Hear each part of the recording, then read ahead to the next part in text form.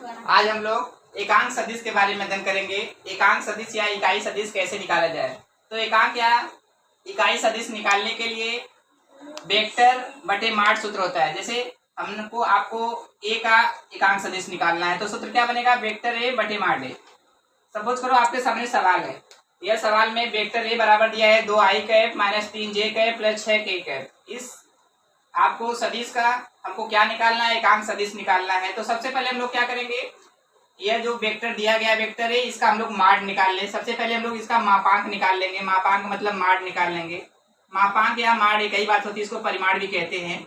यह जब निकालेंगे तो मैंने पिछले टॉपिक बताया था, कोई भी माड निकालने के लिए कड़ी में जो भी गुणांक है, आई का गुणांक, जे का गुणांक, के का गुणांक, सब गुणांकों का वर्ग करके जोड़ा जाता है। तो आई का गुणांक 2 है तो 2 का वर्ग कर देंगे, प्लस जे का गुणांक -3 है तो -3 का वर्ग कर देंगे, के का गुणांक 6 है तो 6 का वर्ग कर देंगे। सबको जोड़ देंगे और आपका मापांक निकल जाएगा।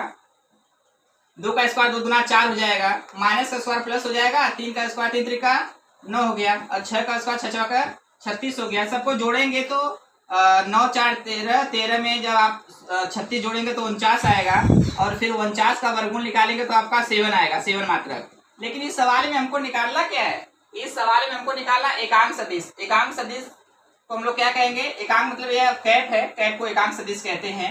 यह निकालने का सूत्र है वेक्टर बटे माड, वेक्टर बटे माड। तो सवाल में वेक्टर ए का मान दिया है और माड भी हम लोग निकाल चुके हैं। अब हम एकांक सदिश निकालने जा रहे हैं। देखिए कितना आसान है। एकांक सदिश एक कैप बराबर सूत्र है वेक्टर ए बटे माड ए। कितना आसान है, वेक्टर ए बटे माड ए।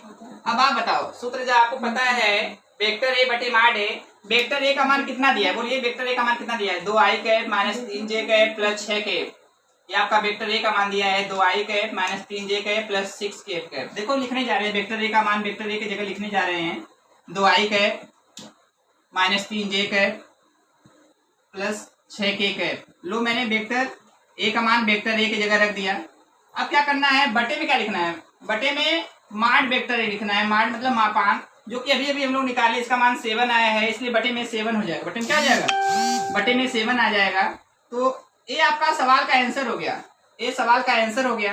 आंसर में हम लोग क्या किए, एकांक सदिश निकालने के लिए वेक्टर ए, जो कि सवाल में ही दिया था, वेक्टर ए अंश में रहेगा।